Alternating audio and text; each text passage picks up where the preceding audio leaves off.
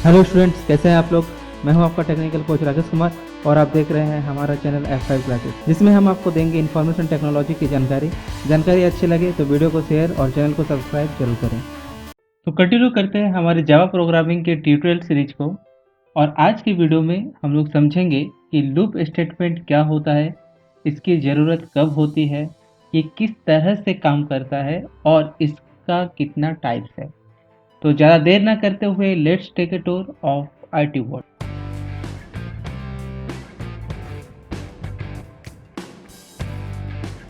Loop को समझने के लिए सबसे पहले हम लोग इसका थ्योरी को समझ लेते हैं, और जब थ्योरी क्लियर हो जाएगा तो हम लोग लूप को समझने के लिए इसका प्रैक्टिकल भी करके देखेंगे और समझेंगे कि किस तरह से हम लोग यूज कर सकते हैं। तो जैसे कि आप यहाँ पर स्क्रीन पे देख सकते हैं, सबसे पहले यहाँ पर लूप का डेफिनेशन दिया हुआ है और बताया गया है कि लूप एक ऐसा स्टेटमेंट है जिसको हम लोग जब एग्जीक्यूट करते हैं तो ये तब तक रन होते रहता है जब तक कि हम उसमें एक आइटरेशन सेट किया है। मतलब अगर हम चाहते हैं कि ये स्टेटमेंट 5 टाइम्स रन करे तो ये 5 टाइम्स रन होगा, अगर हम चाहते हैं कि ये 100 टाइम्स रन करे तो ये 100 टाइम्स रन होगा, और ये हर बार एक पर्टिकुलर टास्क को रिपीट करेगा।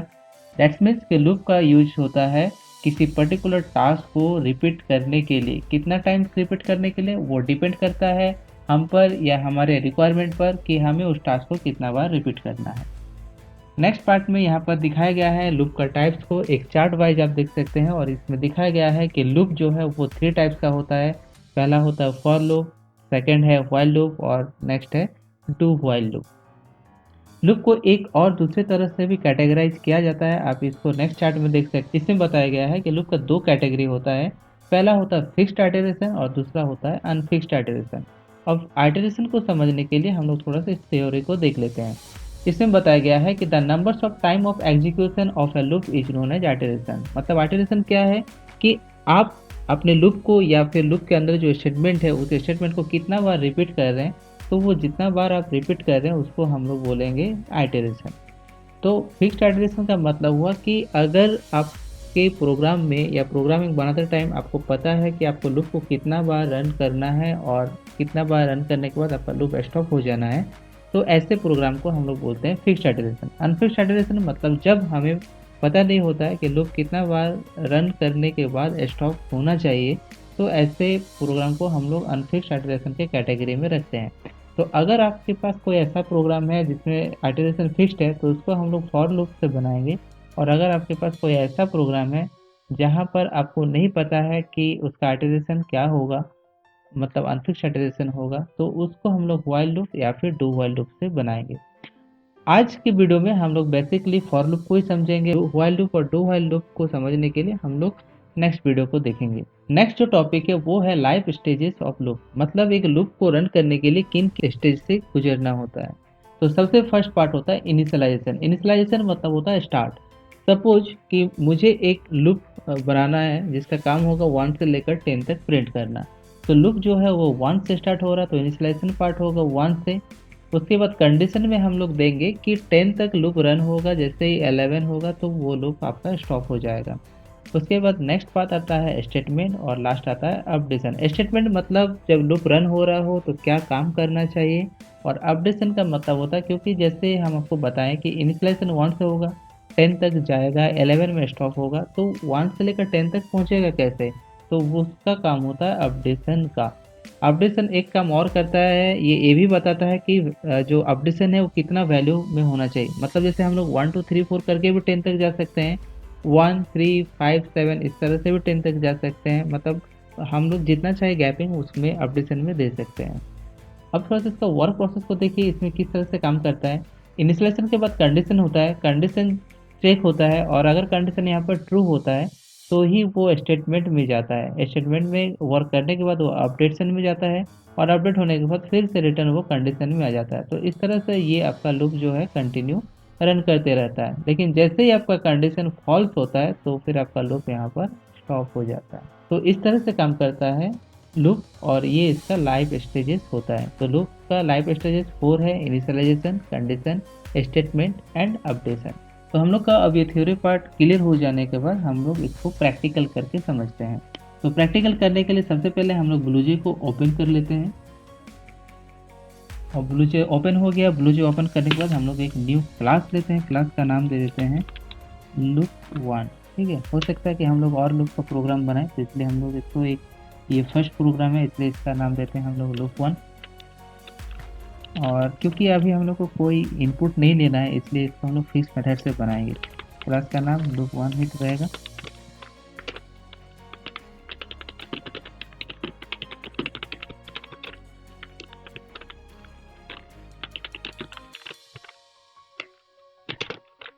अब इस लूप में हम लोग का प्रोग्राम ये रहेगा कि मुझे वन और फिर टू, थ्री और इस तरह से मुझे इसको 10 तक प्रिंट करना है। हम लोग इसे फॉर लूप से परफॉर्म करने वाले हैं, तो फॉर लूप में प्रोग्राम को बनाने से पहले थोड़ा सा फॉर लूप का सिंटेक्स को समझ लेते हैं। सिंटेक्स मतलब होता है स्ट्रक्चर, तो पहले हम लोग स्ट्रक्चर को समझ लेते हैं और उसके बाद हम लोग उसमें प्रोग्रामिंग बनाएंगे। तो फॉर लूप का स्ट्रक्चर कुछ इस तरह से, पहले हम लोग फॉर लिखते हैं, उसके बाद यहाँ पर इनिशियलाइजेशन पार्ट होता है, मैं इनिशियलाइजेशन को शॉर्ट में लिख रहा हूँ। उसके बाद सेमीकोलन देने के बाद यहाँ पर हम लोग देते हैं कंडीशन। कंडीशन देने के बाद यहाँ पर हम लोग लिखते हैं इसका अपडेशन पार्ट, क्लोज करते हैं और यहाँ पर कैलिब्रेट देने के बाद जो पार्ट रहेगा यहाँ पर इसको हम लोग बोलते हैं स्टेटमेंट। स्टेटमेंट मतलब आप यहाँ पर मतलब जो भी वर्क आप करना चाहते हैं जब लूप रन करें तो उस पार्ट को हम लोग यहाँ पर प्रोग्रामिंग करेंगे। तो ये स्ट्रक्चर हो जाने के बाद हम लोग प्रोग्रामिंग को स्टार्ट करते हैं।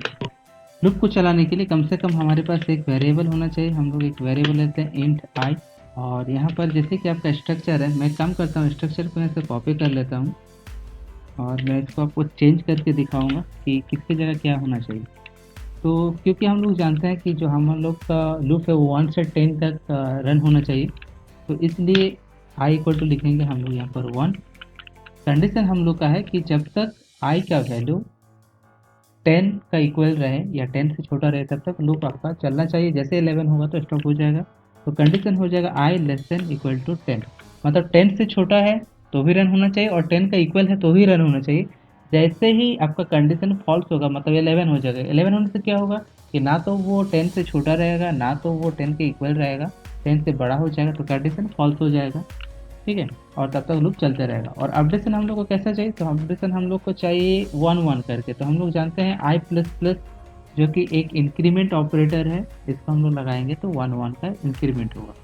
अब स्टेटमेंट हम लोग को क्या करना है कि जो भी नंबर वहाँ से प्रोवाइड किया जा रहा है उस नंबर को मुझे डिस्प्ले करना था। डिस्प्ले करने के लिए हम लोग के पास जो स्टेटमेंट है हम लोग जानते हैं कि वो है system dot out dot print, और इसमें हम लोग लिख देते हैं आई। अब इसमें बहुत सारा हम लोग चेंजेस करके देखेंगे कि किस किस तरह से प्रोग्राम को करने से हम लोग को कैसा रिजल्ट मिलता है। तो इसको रन करते हैं। रन करने के लिए पहले कंपाइल कर लेंगे। कंपाइल करने के बाद अगर नो सिंटैक्स एरर मैसेज आता है तो फिर हम लोग प्रोग्राम को रन करेंगे। और यहाँ पर हम लोग देख सकते हैं कि हम लोग का जो रिजल्ट है वो 1 2 3 4 5 6 7 8 9 10 ये आ गया है। लेकिन अब लोग क्या है कि नंबर जो है वो पूरा छटा हुआ है, कोई गैपिंग नहीं है। तो थोड़ा सा गैपिंग देने के लिए हम लोग यहाँ पर प्लस देकर एक स्पेस लगा देते हैं। अब जो है आप अपना रिजल्ट को देखिए, यहाँ पर थोड़ा सा आपको स्पेस मिल जाएगा। थोड़ा सा प्रोग्राम को और चेंजेस करके देखते हैं। तो अब हम लोग क्या करेंगे, अगर हम लोग यहाँ पर इक्वल टू नहीं दिए तो क्या होगा। तो कंडीशन में अगर हम लोग इक्वल टू नहीं देते हैं तो इसका मतलब है कि लूप तब तक रन करेगा जब तक कि आई का वैल्यू 10 से कम है। वो जैसे 10 होगा तो भी आपका जो लूप है वो स्टॉप हो जाएगा, और जिससे कि हम लोग का जो रिजल्ट है वो 10 तक ना आके 9 तक आए। ठीक है, ये पार्ट हो गया। अब हम लोग थोड़ा सा और इसमें चेंजेस करते हैं। अब मान लीजिए मुझे जो रिजल्ट है वो चाहिए 13579, तो हम लोग क्या करेंगे, तो उसके लिए हम लोग आई प्लस प्लस से काम नहीं कर सकते हैं क्योंकि आई प्लस प्लस ऑलवेज वैल्यू को 1 1 ही इंक्रीमेंट करता है। तो उसके जगह हम लोग को लिखना होगा I equal to I plus 2, जिससे कि आई का वैल्यू हर बार 2 बार इंक्रीज करेगा और हम लोग का रिजल्ट आएगा 13579। तो इस तरह से हम लोग लूप को अलग अलग ढंग से चेंजेस कर सकते हैं। अगर मान लीजिए लूप को आपको अपोजिट चलाना है, मतलब 10 से लेकर 1 तक चलाना है, तो क्या करेंगे, तो हम लोग का आई इक्वल टू हो जाएगा 10, आई ग्रेटर देन इक्वल टू हो जाएगा 1, और यहाँ पर हो जाएगा आई माइनस माइनस। अब रन करते हैं तो आप यहाँ पर देख सकते हैं कि आपका लूप जो है वो अपोजिट साइड से चल रहा है, जो कि है 10 9 8 7 6 5 4 3 2 1। तो ये है हम लोग का लूप का बहुत ही बेसिक प्रोग्राम। मैं एक और प्रोग्राम आपको बना के दिखाता हूँ लूप में। अब जो ये प्रोग्राम है ये मैं इनपुट से करूँगा, और उससे पहले मैं उस प्रोग्राम को फिक्स मेथड से बताता हूँ। तो मुझे अभी क्या करना है कि मुझे एक पर्टिकुलर नंबर का टेबल शो करना है। जैसे मान लीजिए हम चाहते हैं कि 5 का टेबल शो हो, तो उसके लिए हम लोग क्या करेंगे, तो हम लोग पहले एक एन नाम का वेरिएबल लेंगे। जिस नंबर का टेबल शो करना है उसको हम लोग एन में स्टोर कर लेते हैं, मतलब मुझे 5 का टेबल शो करना है। हम लोग जानते हैं कि जब भी हम लोग टेबल के बारे में बात करते हैं तो टेबल हम लोग को 1 से लेकर 10 तक दिखाना होता है, मतलब 5 1 से 5, 5 2 से 10, और इस तरह से 5 10 से 50 तक। तो लूप जो है वो हम लोग को 1 से लेकर 10 तक ही रन करेगा,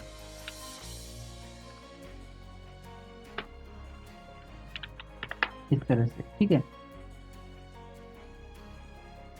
और उसके बाद हम लोग क्या करेंगे, एक और वेरिएबल लेंगे जिसमें हम लोग मल्टीप्लाई करेंगे। तो यहाँ पर लिख देते हैं एम।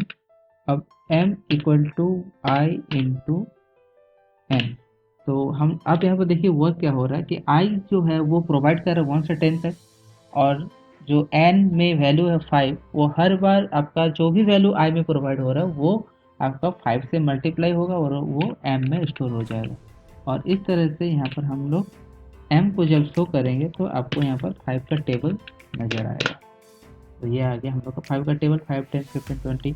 अगर आप चाहते हैं कि ये नीचे आए तो ज़्यादा कुछ नहीं, आपको यहाँ पर जस्ट प्रिंट एलन लगा देना है, और जिससे कि आपका जो टेबल है वो इस तरह से वर्टिकली नज़र आएगा। अब हम इस प्रोग्राम को थोड़ा सा फिक्स्ड मेथड से बनाते हैं, ठीक है। अच्छा, एक बात और है कि हम लोग टेबल को एक और तरीका से भी बना सकते हैं। वो तरीका ये है कि यहाँ पर एन नहीं लेते हैं, एम का भी ज़रूरत नहीं है। तो करना क्या है, करना ये है कि आई का वैल्यू को हम लोग 5 कर लेंगे, और इसको यहाँ पर हम लोग 50 तक रन करेंगे, और यहाँ पर I equal to I plus 5 कर देंगे। 5 5 करके इंक्रीज करना है, और यहाँ पर हम लोग आई को डिस्प्ले कर देंगे। तो आप चाहे तो टेबल को इस तरह से भी बना सकते हैं, कोई प्रॉब्लम नहीं है। तो इसमें होता क्या है कि लूप का जो स्ट्रक्चर है उसमें काफ़ी ज़्यादा चेंजेस आ जाता है। तो जिसकी वजह से मैं जो फर्स्ट टाइम में बताया था वो उस प्रोसेस को ज़्यादा प्रेफर करता हूँ, क्योंकि उसमें जो भी चेंजेस होता है वो लूप से बाहर होता है। मतलब जो आपका लूप का ये पार्ट है, इस पार्ट में जस्ट 1 से 10 ही रहता है, और बाकी का जो भी काम है वो आपका स्टेटमेंट पार्ट, मतलब आपका जो ये ब्लॉक पार्ट है वहाँ पर होता है। तो वो ज़्यादा बेटर ऑप्शन है। अगर आप उस टाइप को प्रैक्टिस कीजिएगा तो फ्यूचर में जब बड़े बड़े प्रोग्राम आएगा लूप में तो आपका कन्फ्यूजन कम होगा। तो मैं चाहूँगा कि आप लोग फर्स्ट पार्ट को ही फॉलो करें। अभी ये देखने में थोड़ा सा डिफ़िकल्ट लग रहा होगा या फिर थोड़ा सा लेंदी लग रहा होगा कंपेयर टू सेकंड पार्ट, लेकिन आप ऑलवेज फर्स्ट पार्ट को ही फॉलो कीजिए, ये ज़्यादा बेटर है, ठीक है। तो अभी हम लोग इस प्रोग्राम को इनपुट से करते हैं। इनपुट में हम लोग क्या करेंगे, तो इनपुट में हम लोग जानते हैं नंबर जो है फिक्स्ड है, यहाँ पर वो इनपुट में फिक्स्ड नहीं रहेगा। यूजर जो भी नंबर पुट करेगा उसके अकॉर्डिंग रिजल्ट आएगा। तो हम लोग इनपुट करने के लिए यहाँ पर इम्पोर्ट जावा डॉट यूटिल का यूज करेंगे।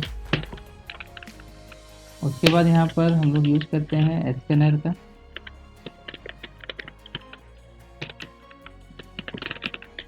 हम लोग जानते हैं कि जब भी हम लोग यूटिल का यूज करते हैं तो स्कैनर क्लास का यूज करना होता है। अब यहाँ पर इनपुट हो रहा है तो उससे पहले हम लोग एक मैसेज देना होगा कि क्या इनपुट करना है। तो यहाँ पर हम लोग लिखेंगे इंटर नंबर, और यहाँ पर हो जाएगा fp डॉट नेक्स्ट। तो नंबर जो है अब एन में एंटर हो गया है, ठीक है, इसमें पहले से सेट नहीं है। तो अब ये होगा कि यूजर जो भी नंबर प्रोवाइड करेगा उसके अकॉर्डिंग रिजल्ट आएगा। जैसे हम दिए 12, तो यहाँ पर आपको 12 का टेबल दिखाएगा। अगर हम देते हैं 112 तो यहाँ पर 112 का टेबल दिखाएगा। अब अगर आप चाहते हैं कि टेबल फॉर्मेट में आए तो क्या करना होगा, तो हम लोग को करना ये होगा कि हम लोग यहाँ पर थोड़ा सा कमेंट करके टेबल का एक फॉर्मेट लिख देते हैं। जैसे मान लीजिए 5 का टेबल है तो क्या लिखेंगे, 5 इंटू 1 इक्वल टू 5, ठीक है। सेकंड में क्या आ जाएगा, 5 इंटू 2 इक्वल टू 10। तो यहाँ पर देखिए अब फर्स्ट लाइन में क्या आ रहा है, सिर्फ 5 5 5 आएगा, मतलब जिस नंबर का टेबल है वो आपको फर्स्ट लाइन में आएगा। तो नंबर हम लोग जानते हैं एन में है तो यहाँ पर एन आ जाएगा। उसके बाद यहाँ पर मल्टीप्लाई का सिंबल देना है। कंप्यूटर में हम लोग जानते हैं कि मल्टीप्लाई का सिंबल एस्ट्रिक होता है, लेकिन रियल लाइफ में जो मल्टीप्लाई का सिंबल होता है वो एक्स होता है। और क्योंकि हम लोग यहाँ पर मल्टीप्लाई का यूज करने के लिए तो दे नहीं रहे, उसको जस्ट डिस्प्ले कर दे रहे हैं, तो इसलिए हम लोग यहाँ पर एक्स लिख देंगे तो भी बेटर रहेगा, कोई प्रॉब्लम नहीं आएगा। और उसके बाद जो है हम लोग देख रहे हैं यहाँ पर 1 और 2 है, तो 1 2 3 4 ये आ रहा है हम लोग का आई में, तो इसलिए यहाँ पर आई को लिखेंगे और फिर यहाँ पर डबल कोट देकर इक्वल टू को लिखेंगे और लास्ट में जो मल्टीप्लाई है एम में उसको लिखेंगे। इसका भी रिक्वायरमेंट नहीं है, मैं इसको हटा देता हूँ। अब थोड़ा सा प्रोग्राम को रन करके देखते हैं। तो मुझे चाहिए 7 का टेबल, तो ये रहा 7 का टेबल। अब चाहिए मुझे 19 का टेबल, ये रहा 19 का टेबल। तो इस तरह से कम्प्लीटली हम लोग का लूप जो है वर्क करता है। उम्मीद करता हूँ आप लोगों को आज का सेशन क्लियर हो गया है। अगर कोई डाउट बाकी है तो आप अपने डाउट को कमेंट सेक्शन में पूछिए, मैं उसे नेक्स्ट वीडियो में क्लियर करने का कोशिश करूँगा। नेक्स्ट वीडियो में हम लोग व्हाइल लूप और डू व्हाइल लूप के वर्किंग प्रोसेस को समझेंगे। तो अगर आप चैनल में नए हैं तो चैनल को सब्सक्राइब करके बेल आइकन को क्लिक कीजिए ताकि आपसे आने वाले कोई भी वीडियो मिस नहीं हो जाए। तो मिलते हैं नेक्स्ट वीडियो में कुछ न्यू प्रोग्रामिंग के साथ, तब तक के लिए थैंक यू, बाय बाय, जय हिंद।